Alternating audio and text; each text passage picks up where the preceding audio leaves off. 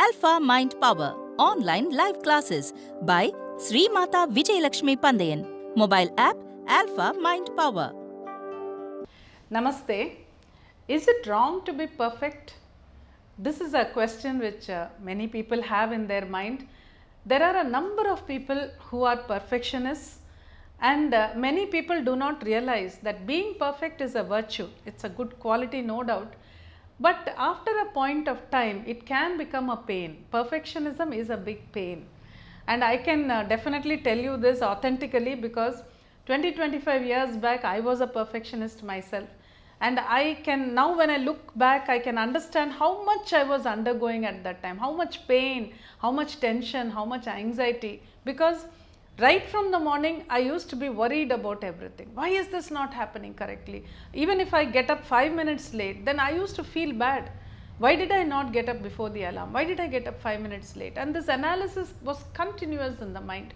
It was not only about myself, it was also about the people around me. When someone did not do something properly, then I used to become very upset. So that is how a perfectionist suffers.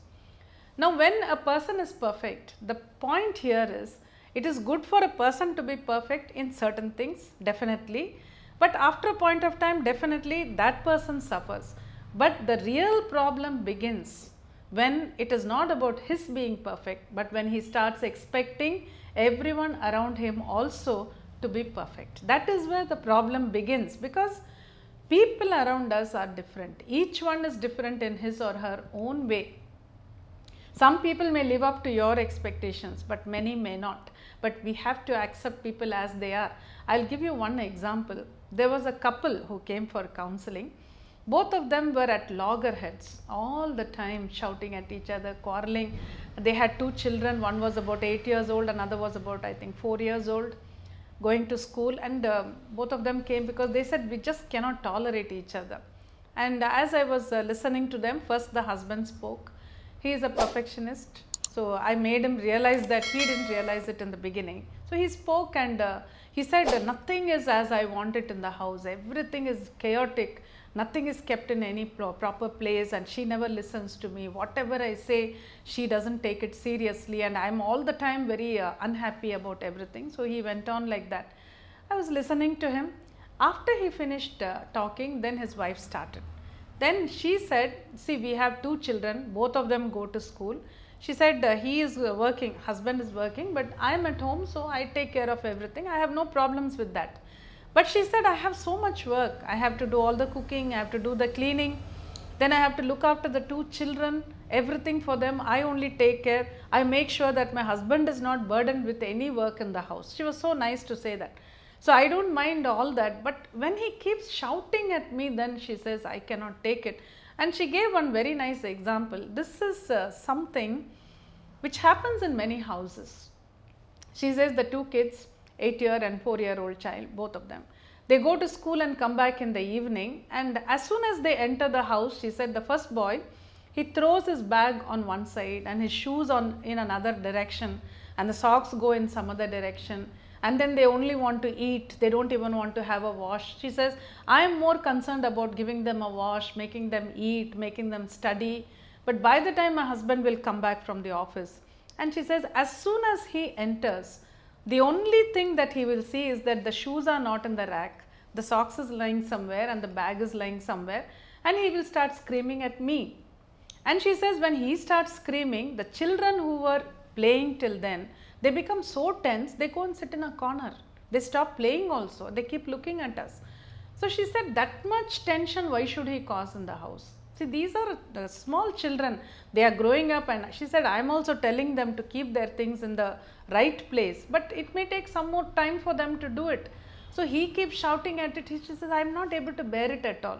Then again I spoke to this gentleman and I said, see, that is because you are trying to be a perfectionist. Not only that, you are also trying to make others be very perfect, and that is not going to be easy at all. That is very difficult. You have to accept it that people may not be up to your standard all the time. If you do not accept it, then number 1, you suffer. Number 2, you make others also suffer. Then I asked him, since you are working in an office, how is your office life? How do you get along there with people? That is when he became absolutely quiet. And he said, yes, madam, now I am able to understand that I have a problem. He said, in the office I have problems with everybody. He says, with every person there, I am only able to see the shortcomings. And he says, nobody is up to my expectation. Whatever they do, I am not satisfied. So everywhere I have problems. Then I asked him, are you all the time adjusting things on your table? Like if there is a pen, you try to keep it straight, or if there is a paper, do you try to keep it straight? He said, yes, that happens. The moment somebody comes and sits there in front of my table, they talk and go. They will definitely touch something there and something will move, and immediately I am more concerned about putting it back in the right place. He says, all the time I am obsessed only with that. So he was able to understand and realize that his perfectionism was not fetching him good relationships. In fact, it was breaking his relationships, and it was also putting him under a lot of tension. So I told him, see, it's okay to be perfect, it's good. As long as you are perfect in certain aspects, in your own discipline, in your own personal things, it's fine. But when you try to expect it from others, when you try to make others also follow the same norms, it becomes a very big torture for you and also for the other people. So learn to relax a little bit, learn to accept people as they are. Then he looked at me and said, so what you're saying is that I should relax. I said, yes, you have to relax, you have to take things as they are. Life can become much, much better. So being perfect is definitely a virtue, but you need to draw lines somewhere and also learn to relax a little bit. When it is not easy to be perfect in certain aspects, relax. That will be better for everybody.